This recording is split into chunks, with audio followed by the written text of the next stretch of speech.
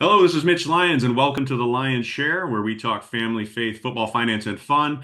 This episode is always brought to you by Mitch Lyons Wealth, your best game plan to protect, grow, and win retirement. And today we have a great guest on. Make sure you subscribe too, by the way, because have access every time we have a great guest on. But this guy I have on today has a special place in my heart. We kind of came into the NFL together with the Atlanta Falcons and have a long history together. And he went on to play a lot longer than me and playing a couple Super Bowls, which we'll get to. But I want to welcome to the show Robbie Tobeck. Robbie, welcome. Hey, thanks for having me, Mitch. I was wondering, when I was finally going to get an invite to be on the podcast here. So Well, finally, here we are. these days with you being retired and all, it's hard to get you because your satellite phone doesn't always reach out on the boat when you're fishing every day of your life. So, That is a true statement. plus That's a you had true to dodge a statement. couple hurricanes, so I wanted to give you a little time to get around that. I'm glad you didn't have too much damage. Although you did lose a golf cart, you told me, which is nearly catastrophic because now you've had to walk a few extra steps, right? Well, it's helped me get back in shape a little bit. No, it's that golf cart was near and dear to my heart. Took a lot of pride in that thing, and my Wasn't my wife was a little tired of it because I always wanted to drive it everywhere. But we've got a new one getting delivered today. is it a Washington State Cougar decals on it or no? Well, it did have Wazoo decals on it, but the problem is I only got one decal left, so we got to figure out a special place to put it on this Well, next you got to golf cart. do it like the old Steeler helmet or the current Steeler helmet, just with decal on one side. Yeah, There there you you go. go. Just one side. Yeah. That's right. Well, listen, man, our stories go back a long way. We met each other, as we were coming into the Atlanta Falcons in 1993. I was a sixth round pick. You were a rookie free agent, had played at Washington State. And we got to know each other there, but your story goes well before that. And I'd like to share with the listeners a little bit of that story because I think it's pretty impressive. I mean, we talk a lot about in the podcast, leadership and desire and commitment. And I mean, I think your story is amazing.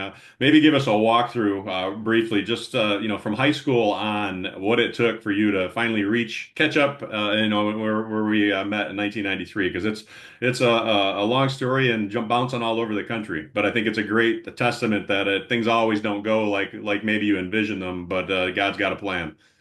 Well, that's true, and he certainly provided opportunities and blessed me through my journey for sure. And I started, I grew up, all I ever wanted to be kind of like you and thousands and millions of other boys growing up wanted to be a pro football player. You grew up and you go out for recess or playing in the street and whatever it was, you imitated, I was Tony Dorsett or Roger Staubach or one of those guys. I was a big Cowboys fan back in the day.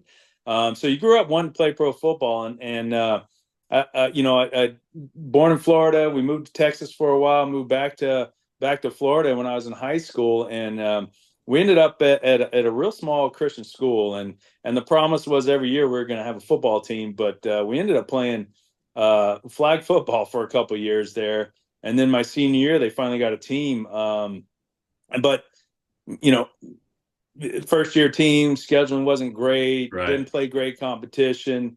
Didn't even have film of my games for recruiters and stuff. And sure enough, I was a pretty good basketball player. So I went to this charity basketball game and watched some pro athletes play. And a guy by the name of Jack Thompson, Washington State, great. Played in the NFL for a while. He was with the Bucks, and he took an interest in me, and he said, "Man, you're a good basketball player." I said, "I want to play football," and he said, "Well, okay, give me some film." And I said, "Well, I don't have any." And so we And at we this point, actually went. at this We point, Robbie, how big are you? What's your size coming out of high Oh, school? geez, I'm 205 pounds. Yeah. Senior coming And out of I high know you school. like to say you're 6'4", but how tall were you really? I'm pushing six. Can I say pushing 6'3"? There you go. You always stuck to that 6'4". I think the Falcons had you at 6'4" in the program, and you always liked Yeah, I was 6'4" throughout my NFL career, and both June Jones, our head coach in Atlanta for a while there, and Mike Holmgren used to question that quite often. So Hey, 6'4" with shoes on. Who plays football barefoot, right? that you're darn right. Those cleats had a couple. Yeah. So, So anyway, uh, but but there I was, and Jack started working with me. We actually went to a YMCA and made a video of me dunking a basketball, catching a football, just to kind of show some athleticism and stuff. And through that, I ended up at Liberty University in Lynchburg, Virginia. Who's they're playing pretty good football these last few years, but Yeah. g- redshirted there. The school is a pretty strict school. I ended up getting leaving there, and when I left there, I had the option. I could have went back and done some things, but I kind of wanted to transfer out and see what I could do. And I went, and this is where it talks about, it, you know, dreams don't just happen, right? You got to take action. It's always funny to me. Say, I want to be this, I want to be that, and I want to do this, and I want to do that. But what action are you taking? Exactly. And so the action I took at that time is I knew I could transfer down to a junior college, and play after redshirting. And so that's what I wanted to do, and then see where I could go from there. So I went to Kilgore Junior College. I went to the bookstore and I bought a book that had all the junior colleges listed and had every junior college that plays football. And so I picked out like 100 of them, and I called them all and got their head coach's name, and I wrote a letter, personalized it to each head coach, and mailed them off. And I had a couple, that called me, sent me some stuff back, but it was hard without film. But Kilgore Junior College had sent me some stuff, Kilgore in East Texas, and so I called the head coach. I said, "Hey, you sent me some stuff a week ago. I haven't heard anything. What's going on?" And he said, "Well, send me some film." I said, "Well, I don't have any." I said, "But I'd like you to call two people, call my high school coach and call Jack Thompson." Yeah. And the next day he calls back and gives me a scholarship. So, still to this day, I'm amazed That's that incredible. happened. But things happen when you take action, right? What were So those letters you wrote? Was it a letter same letter you sent out to everybody, or were you like handwriting those babies? no, it's the same letter, but Yeah, personalized to each coach, right? sure. So Yeah, I don't have the imagination to write a well, I different just letter wondered anymore. because I'm a big handwritten note guy. I think that's a cool deal. But hey, the bottom line to your point is, I mean, dreams don't just happen, man. Dreams are dreams unless you got a plan. And you had a plan, man, and you like you said, you had an action plan. How am I going to get there? And sending out 100 letters. Not a lot of people are doing that these days, but that's great.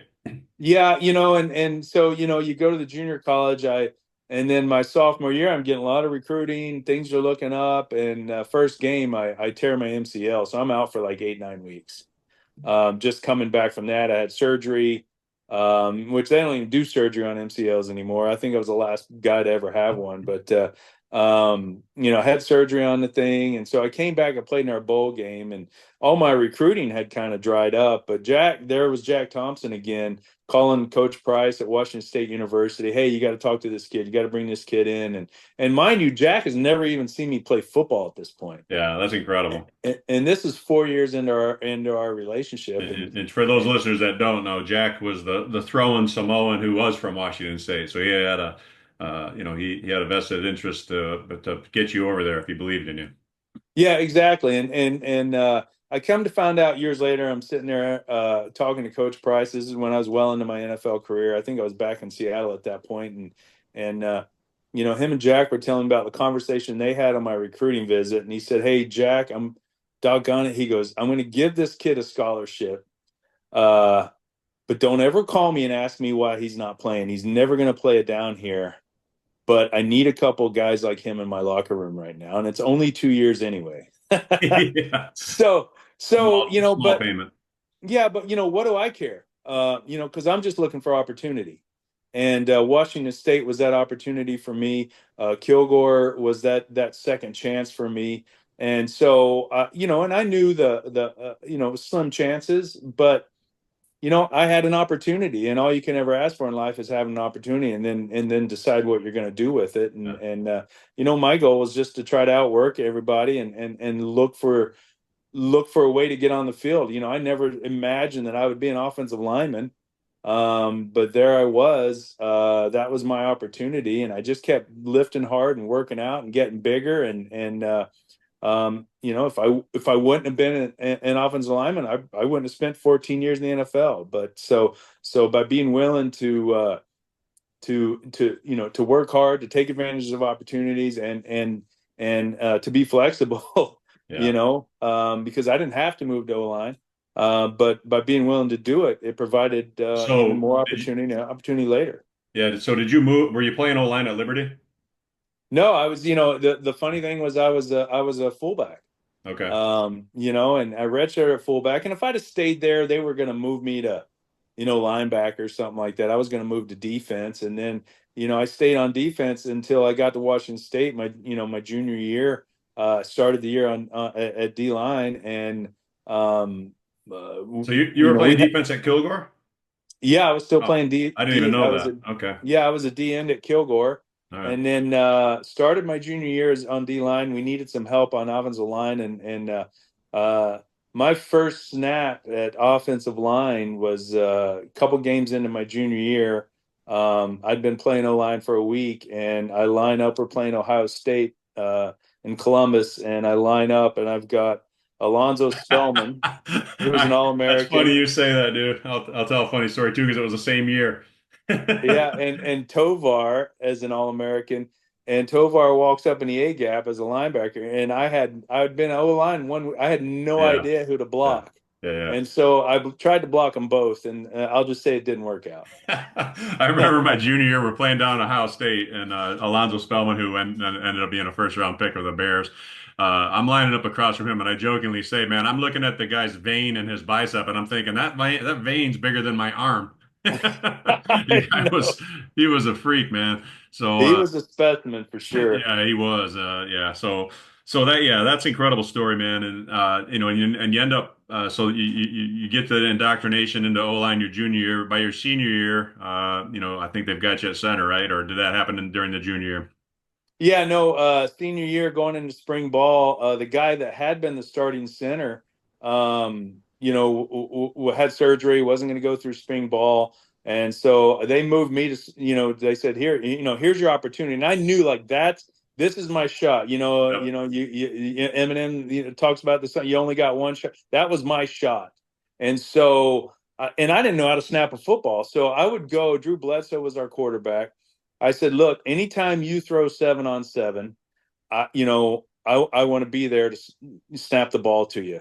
And Sure. so actually Drew taught me how to snap the ball. Right. And so I did that. I went to 7-on-7 with those guys, did that. I got some film. I took it home. Back then we had the VHS tapes, right? I took it home. I studied the plays because when I was playing guard, I didn't have to make any calls or anything. I was just kind of listening. I learned the calls. I made the calls. So I got to spring ball and I knew my job and I could do my job.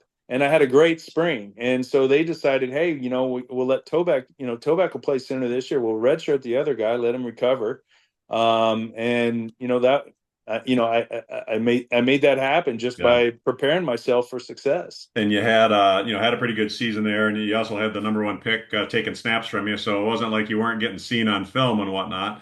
Right. And not to toot your horn any more than you already do, but I'm pretty sure you won the Apple Cup that year against Washington. So Yeah, for sure. in a And we take a snowy lot game, of as I pride in that. recall, right? Yeah. Yeah. So then you get that obviously the season ends. You guys you finish up your career at Washington State, and then the NFL draft happens. You don't get drafted, so then you got to go the rookie free agent route. What took you ultimately to Atlanta? Well, I heard from Atlanta leading up to the draft. I knew they had some interest. We come out of the draft. I get a call from Keith Rowan, our O line coach in Atlanta. You remember Keith, Oh and yeah, and he says, "Hey, I want to draft you. It's the last round of the draft. I want to draft you. I think they're going to take a receiver, but I want you. If you don't get drafted, I want you." And I also got calls from Chicago, and I got calls from the Houston Oilers. Um, but Keith had really kind of laid out the, hey, we got our starting five. We got a guy by the name of Roman Fort, and those guys are on the team. And then after that, we got this guy, and this guy that you're competing with.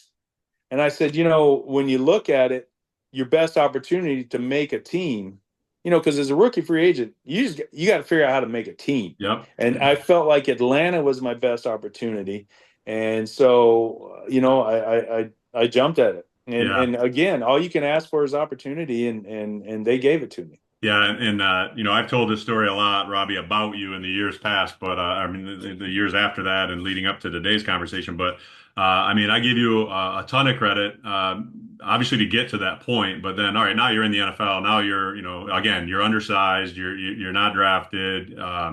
You got Keith Rowan, who, he was a crazy dude, but I tell you what, he invested time in you because he believed in you. And you were kind of held hostage at the Best Western Falcon Inn up there in Sewanee, Georgia, pretty much from probably May on, right? I mean, I went Yeah, home. We had mini camps and stuff. I went home, and I think you stayed there because Keith wanted to keep working with you individually. And I remember you were there a long time. yeah, he was hard on me, and but when I look back, it's not easy to go through it, and I was just talking to someone yesterday about being willing to get out of your comfort zone. And I was definitely out of my comfort zone. Same I here. remember, Pierce Holt wearing me out daily Yeah, in practice, right? yeah, And so he really forced me to get out of my comfort zone, and I did not enjoy it. I didn't like it, but when I look back, I don't know that I last, and I don't know that I make it without Keith, pushing me the way he did, and yeah. and I really appreciate that. And it was funny. I made a Pro Bowl towards the end of my career, and he was there, and I hadn't, talked to him since he left Atlanta, really. Maybe saw him at a game or two and said hi or whatever. But he came up to him and he said, "Hey, you know what? I love the way you play football." He said, "We made a tape of you and showed it to our guys and told them this is how you got to do it. This is how you got to play." Wow, that's cool. And coming from the guy that used to just bust your balls, man, Yeah, and get on you and this and that, and then years later you hear something like that. It was one of the things that really, it's just one of those things that it's like the old man patting you on the back. yeah. It feels good, and that really felt good towards the end of my career to hear something like that. Yeah. And that rookie year, man, I'm coming in as a tight end and a run and shoot offense. Jerry Glanville wants to start playing a tight end a little more. I played a little more my rookie year, and then of course he gets fired, and June Jones comes in, and I'm on the outside looking in for the next 3 years. In fact, Keith, Mhm. even that rookie year, I remember Keith trying to he kind of had his eyes set on me as an offensive lineman as well. He'd hold me after practice, and I'd be running scout team, and then he'd keep me after. I remember going one-on-one with Goldberg. Well, a bunch of you guys standing around watching. He made Bill Yeah. Goldberg, who went on to become the champion wrestler. He's making Goldberg and me go one-on-ones, and I'm like, what am I doing, man? I'm a tight end, and he's got me playing guard against this big meathead steroid, future wrestler guy. Yeah. Yeah. No, I always felt for you. Our rookie year, you did play, quite a bit, and Yeah. and they put you in, but then it was like, you got June, and he brings in Mouse Davis, Oh who's, yeah. the Run run and and shoot shoot all the way, man. shoot purist, Yeah. and you end up like you said on the outside looking in, really, Yeah. and it's like, well, if you're not gonna, I want to go play somewhere, you Well, and June know. would tell me every year, man, my exit interview, hey, I know you're frustrated, but trust me, this is going to extend your career. And he was right to an extent. I mean, I stayed healthy because I wasn't playing. Short of that time, I broke my ankle, and then we found out it wasn't broken. And I missed the trip to Cleveland, which I That know is a story you love to tell. We'll tell it real Yeah, quick. oh So yeah, we're I we're tell that one all the we're time. getting Matter of ready. fact, It's one of those deals. We're going up to Cleveland for like a week's worth of practice before the game. I break my ankle. They take X-rays and they say it's broken.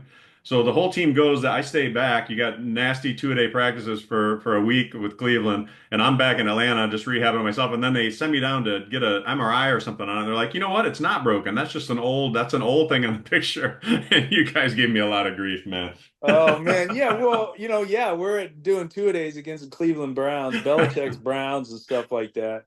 Just miserable guys fighting all. Those inter squad, those scrimmage weeks like that are They're are horrible. are, are worthless. But Mitch is back, sitting by the pool with his leg up, drinking cocktails. Oh, Ice at my it's like, ankle, working on my tan. Heck of a deal, man. Yeah, you were tan when we got back. I remember we got back, we walk in the hotel and Mitch was like walking around. Oh, hey, what's up, guys? Yeah.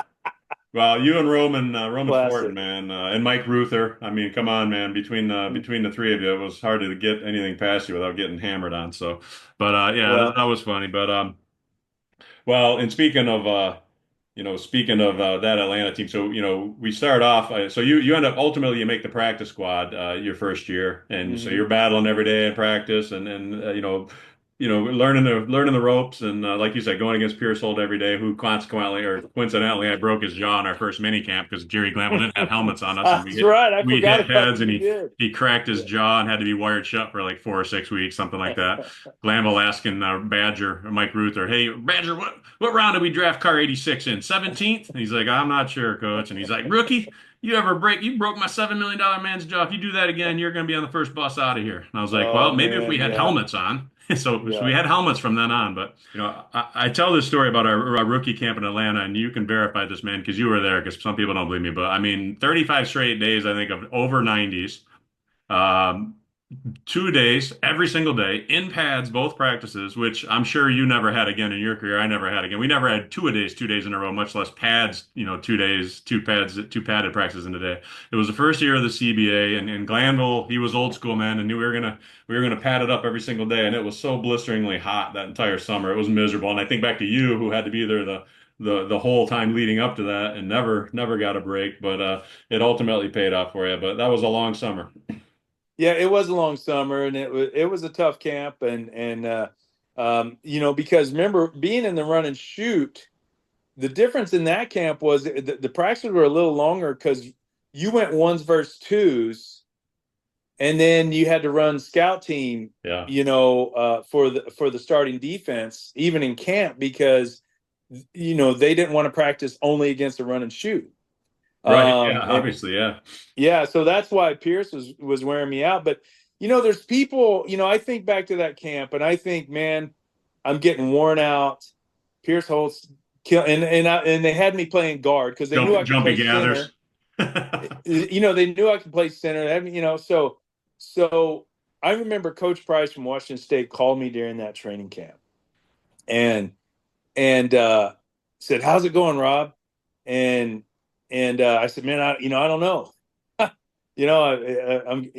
and I was honest with him. Told him what was, I'm getting worn out here, and I'm working hard, and he he he said, "Well, I know you can play," and he gave me now he was in training camp with his own team, Yeah. his Washington State team, took the time out to call me and check in on me, and Yeah. that's people say. Well, I'm still kind of Washington State crazy. I know you're a big Michigan State supporter and whatnot and stuff, but a lot of guys, they don't get that.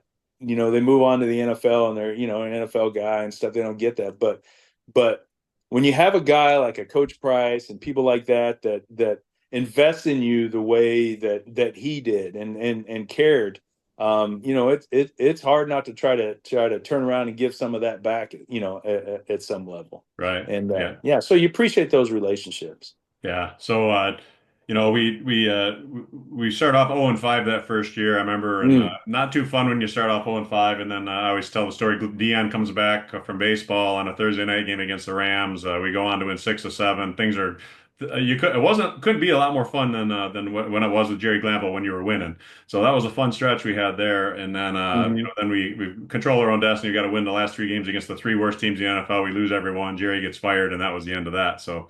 But to you, hey, my next 3 years were a little frustrating, but the next, you played, you were a backup and on the active roster the next year before you ultimately earned a starting spot in '95 and at guard and played guard, I think, for what, 2 years?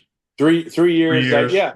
After that backup year, I went in and on our exit, you mentioned exit interviews with June, and I said, "Hey, June, I said, I'm better than the guy you got starting left guard. I want a shot at that job." And he said, "Okay." And we go to training camp and mini camps and all those things during the off season, and that guy held out, and so I got all the reps. And by the time he came back, it was my job. Um, so again, that guy gave me the opportunity to Yeah. take it. Yeah. and Well, I think it there's a was good. lesson there though too, man. You asked for it, right? I mean, you were Yeah, working your butt off, but you voiced, exhibited some confidence in yourself, and yeah, so that's cool. And then so we go through, I played 4 years there. The regime changed. June gets fired after the 96 season. Dan Reeves hmm comes in, brings a couple tight ends. I'm looking for a job, finally get connected with the Steelers. So that's kind of where our paths together diverged. But I mean, talk a little bit about that because we're coming off a 3-13 season in 1996. Dan Reeves comes down there, and I think the next year you guys started off 0-8, if I'm not mistaken, right? Or 0 and yeah, 7, yeah. something I like think we that. were 1-7 or zero and Something. It eight, and was you then were bad, and it's similar. It's a similar Mhm. story to what Dan Campbell's done to the Lions. Like his first year, he came in, they go 3-13, but started off 0-8, and then the next year they kind of started off bad again, but then they got hot at the end of the year, and that's kind of what you guys did in '97, right? Yeah, yeah. No, that's exactly right. Gained a little confidence. Yeah, we were. I think we were 1-7, and we went 7-1 Yeah, on the, or maybe it was 0-8 and 8. yeah. No, whatever it was, but very similar to Seattle. Okay. We got hot. We weren't that bad in Seattle, but we got hot the year before we went to the Super Bowl. We got hot halfway through that year before, and when you're playing with momentum, you're playing with confidence, those types of things, and Yeah. we had a team that just came together, and next thing I know is Dirty Birds, and Yeah. people are crazy, and we're Well, in the well, Super Bowl. we'll get to that Super Bowl, but let's go back though. So for the business owners, entrepreneurs that might be listening to this, or somebody that just the business is going the right way, or anything, teams, whatever. I mean, when Dan Reeves came in, I mean, again, coming off 3-13, what was the biggest difference? Obviously, it didn't start off. It wasn't all roses from the get-go. So what did Mm, he do? I mean, what did he do to get you guys to believe and hang in there? Because a lot of teams will lay down. If you're 1-7, we had that kind of similar situation in 96, right? I think we were right. 0-7, finally won a game, and but finished 3-13. What did he do to keep you guys hanging in there and believing? Well, I think you had a group of guys that were competitive and wanted to win. He did provide discipline. One of the things that we'll talk about later, I guess, is a guy by the name of Clay Matthews had when June was our coach said, can we win with this group? And I said, yeah, I think so. We just need to. He goes, and he looked at me, he told me, no, we can't. He said, uh, we need somebody in this organization that when he walks in the room, everyone sits up in their chair. And we didn't have that. June was a great guy.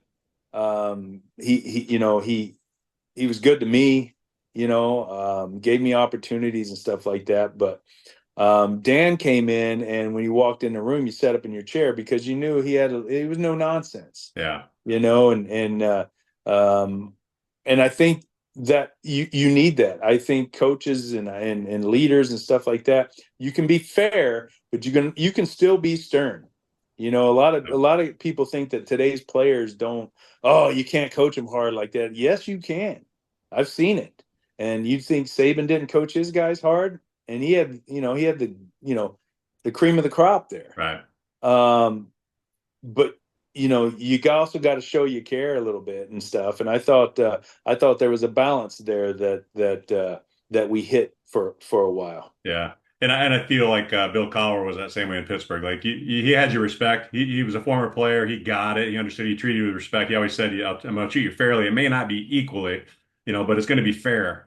Because some people needed a little more pat on the back than a kick in the pants. But so Mm-hmm. he knew that, and he had everyone's respect. But yeah, you go. You guys have the Dirty Bird year in 1998, pretty magical year. I think you went 15-1, right? And ended up 14-2, yeah, 14-2. Oh, that's right. And the Vikings were 15-1 when you went up there and beat them in the NFC Championship. that's right. Yeah. So you go, you make the run through the playoffs, and you make the Super Bowl, which is every little kid's dream, right? So I guess tell me that. What did that mean to you? And then ultimately, you don't get it done. You lose to the Broncos. how exhilarating to make it and to be there and to be that little kid, to experience the introductions or whatever and all that pomp and circumstance, and then conversely to come out on the wrong end of it.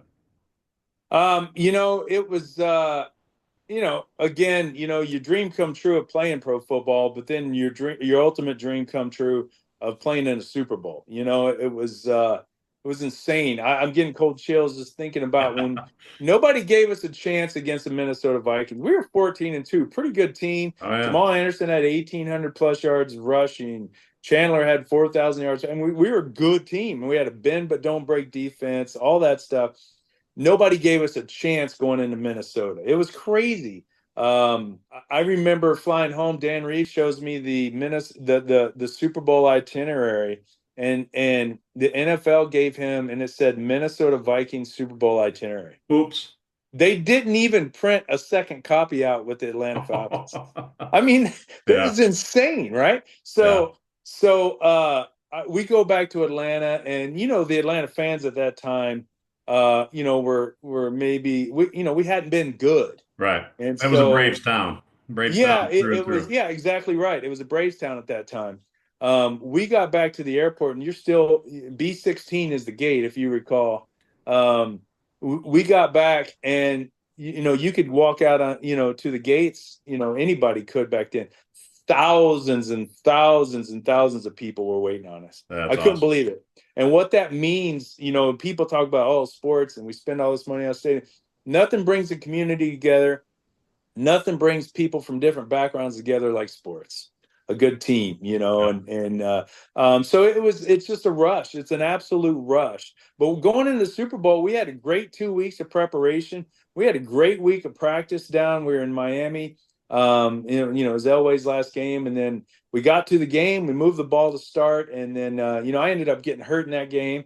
Couldn't finish, and it was just one of those things that you end up losing. The Broncos got the momentum in that game, and we lost that game. And I'll tell you one thing, I've heard other people say it, but losing the Super Bowl, there is a definite hangover from it because you're there. You're right on You're the you're cusp. there. You're on the cusp, and you don't get it done, and it sticks with you. It's worse. Like losing the playoffs is almost worse than not making the playoffs. And then losing in the Super Bowl, it just gets worse every round, right? It's like losing on a last, my daughter Grace, they lost in the semifinals last year on a miracle banked in three.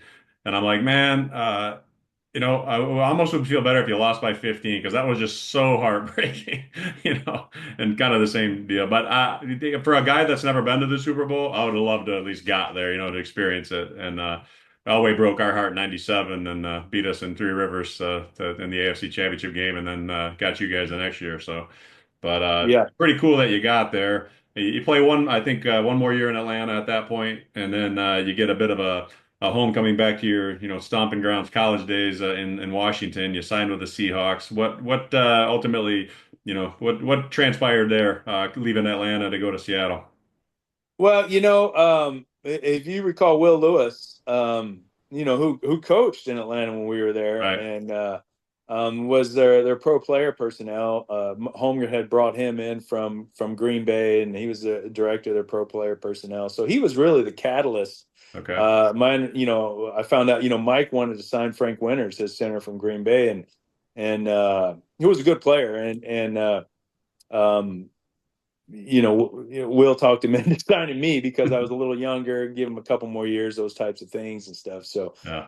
so it ends up being good opportunity. It was an opportunity for me to go back to my wife was from there. I went to college up there, and opportunity to play for a team, Mike Holmgren coach team. That you knew was going to be good, and Yeah. just because he was the coach. But we had our struggles there to start first couple of years. I blew my knee out that first year, like a week after I signed there. I tore my patellar tendon. Yeah, so that's right. so uh so it wasn't the start I was looking for, but certainly was a rewarding 7 years of football that I got to play for the Seattle Seahawks. Sure. And during the course of that time, you played with some pretty great linemen. You had a good line up there, and then Sean Alexander obviously had some good years up there behind Mhm. you guys. Yeah. Speak to that because I know you're tight with that group. What did with that group of guys? I mean, you're a pretty strong group. And I know you maintain Yeah, relationships. I was Yeah, part of a great offensive line group up there. Chris Gray, uh, myself, Steve Hutchinson, Walter Jones, Stephen Walter, both in the Hall of Fame. yeah, That was our left side. Chris Gray was a 15-year guy. It was a rookie. He played for Miami. Our first yeah. preseason game, I our remember rookie that. years, was against Miami. Chris Gray was a rookie at Miami at that Chris was, time. I think he So was in the Senior Bowl with me. I'd met him originally down there, I think, and yeah, good dude. exactly right. Yeah, And great dude. And so we had a group, and the right tackle was kind of a rotating deal through the years, but we ended up that Super Bowl year getting Sean Locklear as a rookie, and he played great for us. And but you know that group, man, we went to work. We brought our lunchbox every day. We went to work, and guys like you know guys, I look at like Walter Jones. I tell people this, like, you think about Deion Sanders, our rookie year. You mentioned him coming back. That was the first game we won. He played baseball. till We hadn't Tuesday. seen him. He got He eliminated shows on up. Tuesday night and played on Yeah, Thursday. he shows up and balls out without any practice. Yeah, And just is incredible, right? yeah, And um, like only a few guys in the world can do that. Walter Jones was every bit that good and impressive as like a Deion Sanders, but he was a left tackle. yeah. And a great dude, and I love those guys. Hutch, I got a special relationship with him. I was honored when he went in the Hall of Fame. He asked me to be his presenter, and that's humbling. And I was honored to do that, and so we get together as a group, quite a bit, and those guys are just guys that I have a lot of love for. We went through a lot, we battled together, and I think being together for a number of years obviously made us better because by the time that Super Bowl year, defenses, it didn't matter what you threw at us. We've already seen it. We've already been there. We've already done it together. I didn't even have to, I barely had to make calls. I would just call a number out, and everyone knew, like, okay, this Yeah. is what we're doing. Well, And for so for the fans out there that maybe don't know, I mean, the offensive line's kind of a special group, right? I mean, you guys are you got to work together as a unit. You can't be doing your own thing. I mean, a receiver, I mean, yeah, they got to know who's running what route, but line works together, right? And it's not the you're not getting the notoriety that the QB and the running back or the wide receivers are getting, but. That offense is not moving unless the line's going, and you can see that again. I use the Lions as an example. Just, I mean, they've got some weapons on offense, but their line is playing outstanding, giving Goff time, and get blowing holes open for their right, two running backs, and that's kind of what you guys brought. And and the bottom line is you got to be a team within a team, and the better relationships you have there, and the longer you're together, right? That continuity. Bill Cowher had him on last episode, and he talked about that, right? About just the continuity that they had in Pittsburgh from a leadership point, right? I mean, three coaches right, since 1969. That's unheard of, right? I mean, it didn't even occur to me that Tomlin's been there longer than Cowher even now. Tomlin's in his 18th year.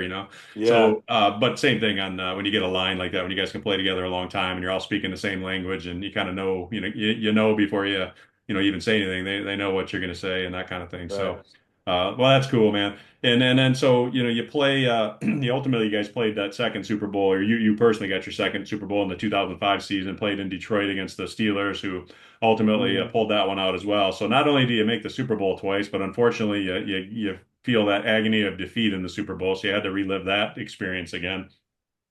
But I Yeah, think you went what one more year after that?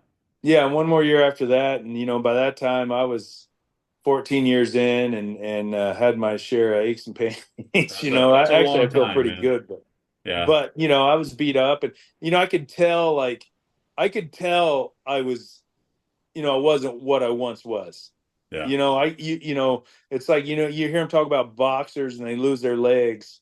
Um, I lost, I could tell that I was losing my legs, right? yeah. And I was losing that pop. It was a funny story. the year we went to the Super Bowl, we're playing Jacksonville in Jacksonville, first game of the year. We lost the game, and they had Marcus Stroud and this guy John Henderson. And both of these dudes, I mean, Henderson blocked out the sun. He was that Yeah. big. I mean, he was six. I don't. I think he was like 6'8", like 3. I mean, just man, right? Stroud was just incredible as well and stuff. So first play of the game as a center, I'm over helping the right guard as a pass play, and and and I see Hutch has got Henderson blocking him, but I see all these ribs on Henderson, right? And I think Oh, I'm yeah. gonna I'm gonna slow him down first play of the game. I'm gonna go take those Little ribs, rib right? shot. And so I run at him and I hit him in the ribs as hard as I could hit him in the ribs. Right. I hit him so hard that I blew snot. Right. And I hit him and he just gives me an elbow and he looks at me. He goes, "You better bring more than that, old man, with those skinny little legs you got." I go, "What?" I was like, "What?" So we're walking back to the huddle and I look at Hutch and I told Hutch, I was like, "Dude, I'm retiring after this game." You're on your own the rest of the game, buddy. I was like, I just hit that man with everything I got, and he laughed at me. I was like, That's funny.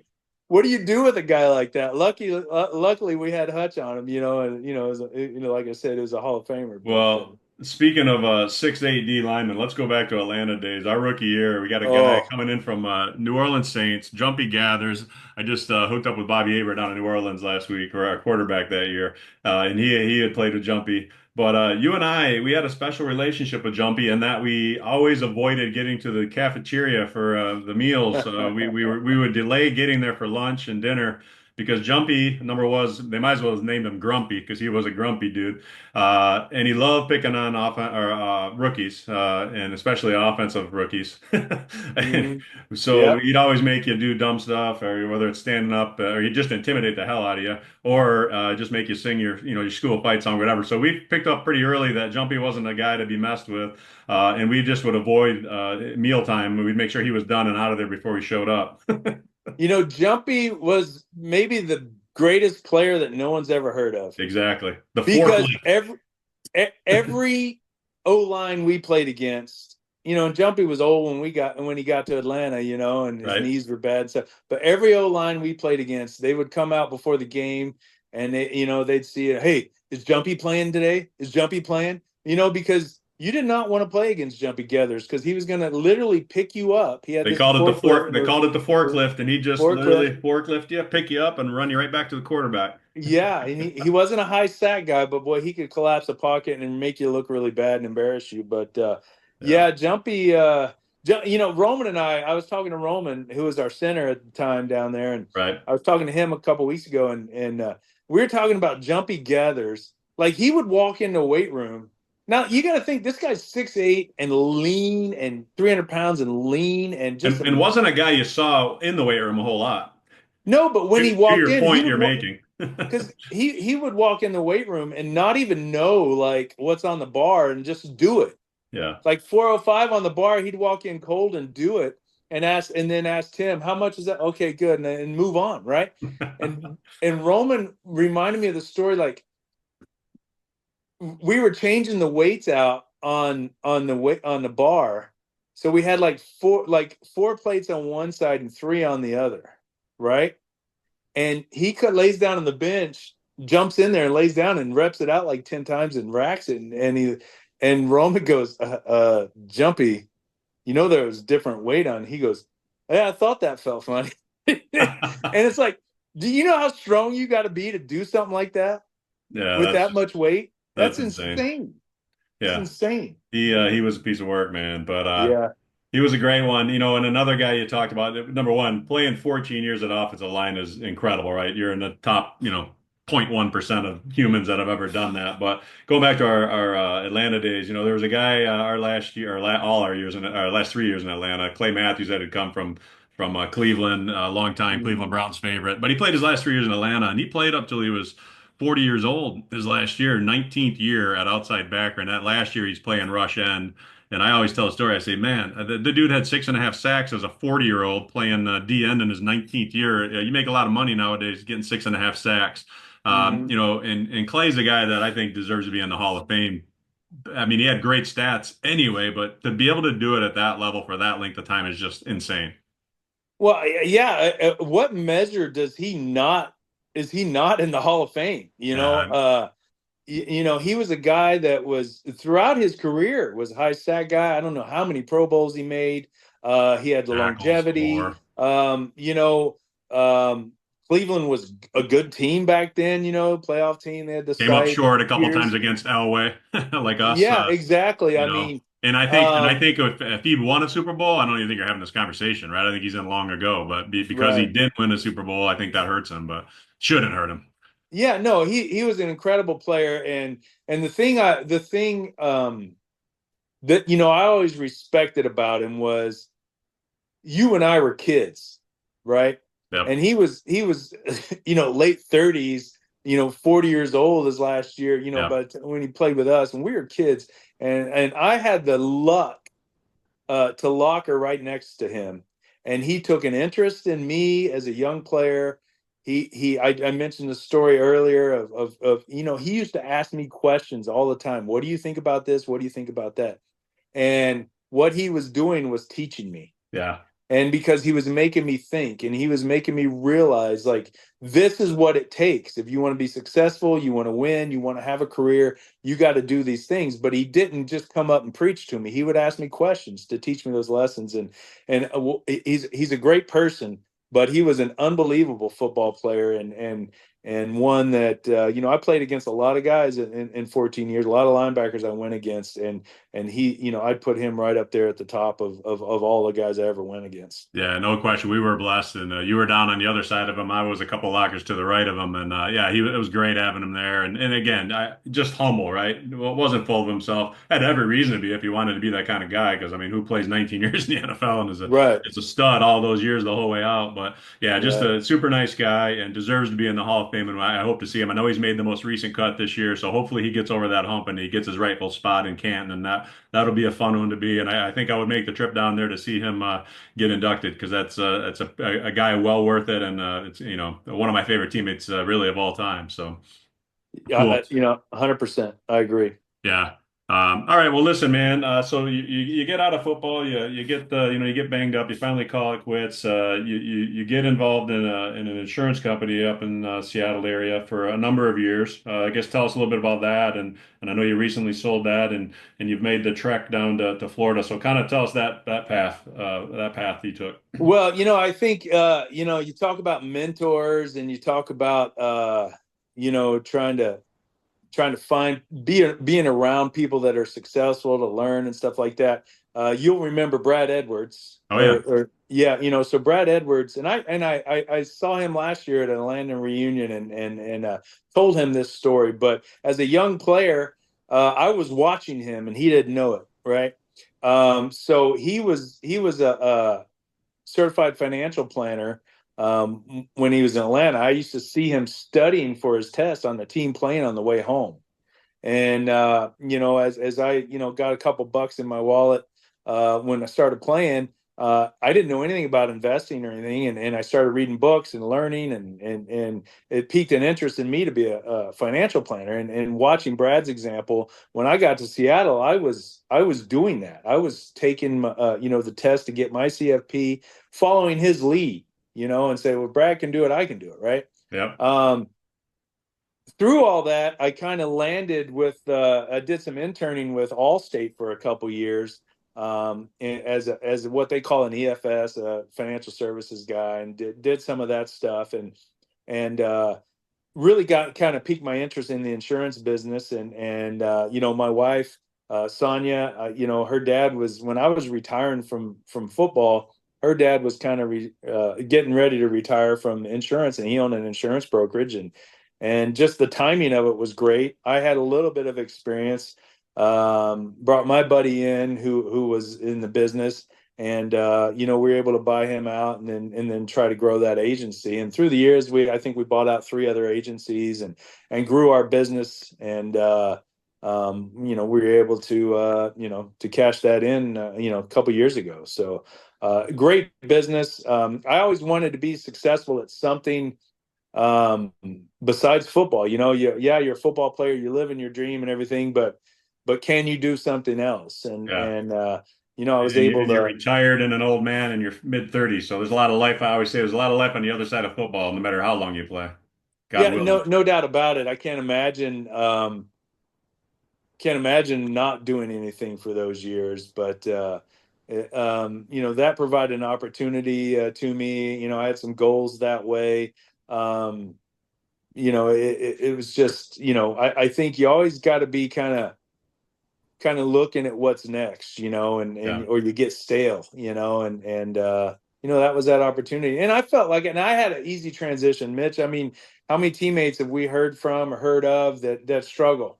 Yeah. And I think the NFL, they make an effort at least to try to help guys and prepare guys and do some things. There's a lot of programs nowadays, maybe didn't have, the guys before us didn't have, right? They do. I was just And, down, like we had talked about. I was down in Tulane last week for the brain and body assessment, the program they put on 2.5 days of pretty intensive tests and whatnot. And you had actually mentioned that to me, so I took the advantage of it, went down there. But a stat that they threw out to me, which is incredible, was what's the average mortality for an offensive lineman that played at least one game in the NFL? And the answer was 56, and I couldn't believe wow. it. And when I think back, and I always say this, I go, lineman, like for you, you had to put on the weight, right?